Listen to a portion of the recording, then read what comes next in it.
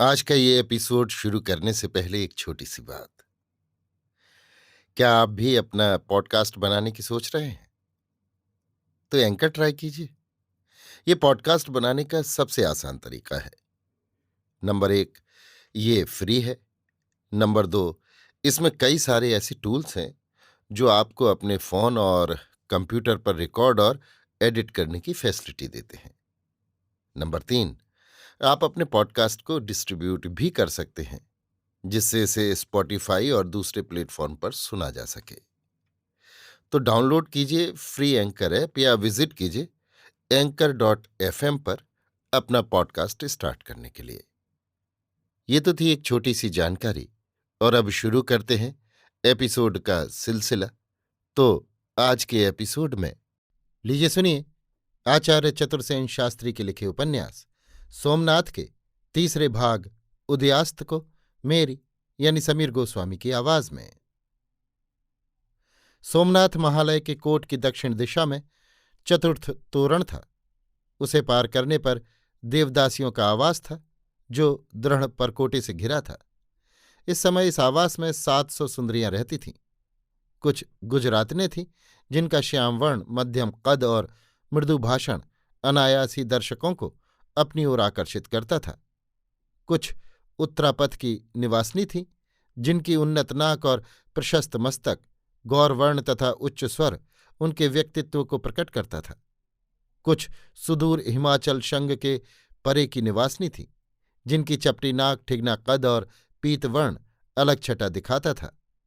कुछ दक्षिणापथ की श्यामल वामाएं थीं, जो अपने उज्ज्वल वेश और चंचल नेत्रों से क्षण भर ही में यात्रियों का हृदय जीत लेती थीं। कोई मृदुल खरज के स्वरों से, कोई कुशल प्रगल्भ आलाप से, कोई भावपूर्ण नृत्य विलास से देव और देवभक्त जनों को रिझाती थीं। सब देवार्पित थीं और नृत्य गीत विलास से देव सोमनाथ और उनके भक्त गणों की आराधना करती थीं। ये सुंदरियां नख शिक्ष से विलास, श्रृंगार और भाव की प्रतिमूर्तियां सी बनी रहती थीं। इनके मोह और भाव में फंसे राजा मंत्रमुग्ध बने सोमनाथ महालय में महीनों वर्षों पड़े उनकी नूपुर ध्वनि का ध्यान करते और उनके प्रेमामृत को चखकर महावर रंजित पाद पंकज का मृदुल सुखद कोमल आघात स्पर्श कर जीवन धन्य करते थे। इस आवास में सबसे पृथक एक और छोटा सा किंतु सुंदर घर सबसे निराला था। इस घर के द्वार पर एक बिल्व वृक्ष था। यही गंगा दासी का घर था। गंगा का यौवन अब संपूर्ण हो चुका था। उत्फुल्ल नेत्रों के चारों ओर स्याही की रेखा दौड़ गई थी। गुलाबी गालों की कोर पर एक आध लकीर देख पड़ती थी। भौरे से काले और घूंघर वाले केश गुच्छ के बीच एक आध श्वेत बाल चांदी के तार के समान चमकता देख पड़ता था। उसके सुंदर दांत अभी भी वैसे ही आभा बिखेरते थे, पर होठों का रस एक रत्ती कम पड़ चुका था। अभिप्राय ये कि गंगा अब 40 के निकट पहुंच रही थी, फिर भी उसकी वाणी में, चाल में और खड़ी होने के ढंग में एक उन्मादक आकर्षण था।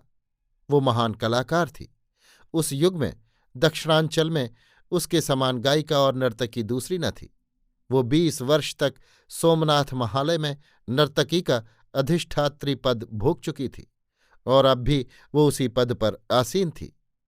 गंग सर्वज्ञ जब महालय में पीठारूढ़ हुए, उसके 2 ही वर्ष बाद गंगा भी न जाने कहाँ से एक दिन अचानक अपना छकड़ा भरा रूप और बिखरता हुआ यौवन का मद लाकर महालय के प्रांगण में नृत्य करने लगी। उस समय वो 15 वर्ष की छोकरी थी। छरहरा शरीर, उज्ज्वल श्याम वर्ण, गहरी काली आंखें, मध्यम कद और सर्प की सी चपलता। उसके प्रथम नृत्य ने ही उसे महालय की सभी नर्तकियों की अधिष्ठात्री बना दिया। गंग सर्वज्ञ तब भी एक तरुण ब्रह्मचारी थे। तप्त ताम्रसा रंग, महामेधा सिंह के समान वक्ष और कटी।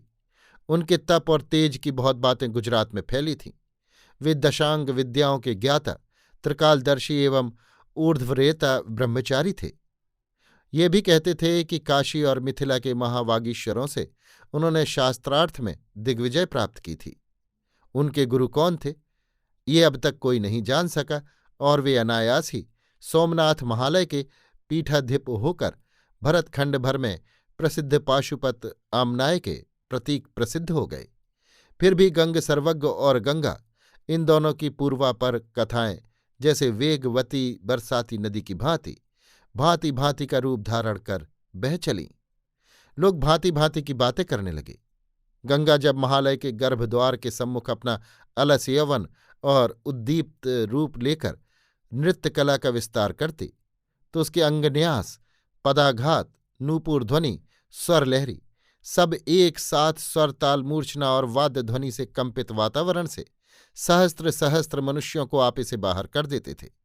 महाप्रज्ञ गंग सर्वज्ञ बाघंबर में निश्चल पद्मासन में बैठकर एकटक निर्निमेष दृष्टि से उस नर्तकी का अद्भुत कौशल निहारते थे।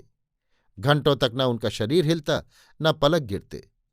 भगवान सोमनाथ में और उनकी मुद्रा में अंतर सिर्फ इतना था कि सोमनाथ का ज्योतिर्लिंग उस नृत्य के बाद भी जड़ ही रहता था, परंतु गंग सर्वज्ञ चैतन्य लाभ कर वहां से उठ देवता को प्रणाम कर अपनी कुटी में जा भीतर से द्वार बंद कर जिस साधना में लीन हो जाते थे उसे आज तक कोई नहीं जान सका।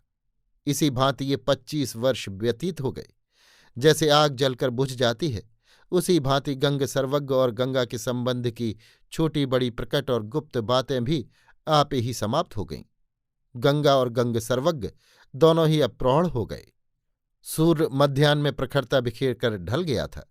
उद्दाम किरणें अब पीली पड़ गई थीं। गंगा के उन सुंदर नेत्रों में एक मनोरम गांभीर्य अवतरित हुआ था। उन्हीं नेत्रों का बाला के ऊपर निक्षेप करके गंगा ने कहा, नृत्य कर सकती हो? कुछ कुछ। किससे सीखा? महाराज उदयादित्य से। उन्हें कहाँ पाया? पिताजी ने युद्ध में उन्हें बंदी किया था। सो तुम चालुक्य राजनंदिनी हो? मैं देव निर्माल्य हूं। बालिका के नेत्र सजल हो गए, वाणी भी कंपित हुई। क्या पश्चाताप होता है? नहीं, मनुष्य भोग्य होने की अपेक्षा देव निर्माल्य होना उत्तम है। फिर आंखों में आंसू क्यों? यों ही उसने आंसू पोंछ लिए। देखूं तुम्हारा नृत्य? देवता के सम्मुख ही देख लेना। ऐसा ही सही, तब वस्त्र विन्यास भी तुम स्वयं यथारुचि करो। उसकी आवश्यकता नहीं, ऐसे ही ठीक है। ऐसे नहीं, महालय की मर्यादा भी है। तब ठीक है, आपकी जैसी इच्छा हो। विशुद्ध शैव नृत्य होगा? ऐसा ही होगा। तब आओ, मैं वेश विन्यास कर दूं। ब्राह्म मुहूर्त में अब विलंब नहीं है। द्वारपीठ का बजने लगी है और सर्वज्ञ गर्भगृह में पहुंच गए हैं। चौला ने आपत्ति नहीं की। गंगा ने अपने हाथों से चौला का अंग विन्यास किया। कुंचित केश की अनेक मेड़ियां गूंथ कर उनमें मोती की झालरें गास दी। रत्न खचित चोली कस दी और चांदानेरी महीन ओढ़नी उसके कंधों पर डाल दी। काश्मीरी शाल कटी में लपेट लाल रंग का अधोवस्त्र पहना दिया। वक्षस्थल में माणिक और भुजाओं में नीलम मणि के आभरण पहनाए। सबके बाद मस्तक पर हीरों का एक मुकुट रख दिया। ये सब श्रृंगार करके गंगा मुस्कुरा दी, पर साथ ही उसकी आंखों से 2 बूंद गर्म आंसू टपक पड़े। चौला ने पूछा, आंसू क्यों? यों ही, अब चलो। नहीं, कहो, एक बात स्मरण करके। क्या गोपनीय है? नहीं, आज से 25 वर्ष पहले ठीक इसी समय, इसी वेश में, इसी आयु में एक और बालिका ने इसी पथ पर होकर महालय के गर्भद्वार में इसी अभिप्राय से प्रवेश किया था। और इस समय जो महापुरुष तुम्हारी प्रतीक्षा कर रहे हैं वही उसकी प्रतीक्षा कर रहे थे। बालिका ने क्षण भर सोचकर कहा, महापुरुष कौन? सर्वज्ञ? हाँ। और वो बालिका आप थीं?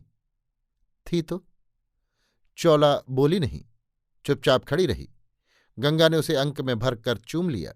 चौला भी लिपट गई। दोनों भावमूढ़ हो गई थी। गंगा ने आंसू पोंछकर कहा, चलो चलो। दोनों चल दी। नक्षत्र पूर्व दिशा में धप धप चमक रहा था। अभी आप सुन रहे थे आचार्य चतुर्सेन शास्त्री के लिखे उपन्यास सोमनाथ के 3रे भाग उदयास्त को मेरी यानी समीर गोस्वामी की आवाज में।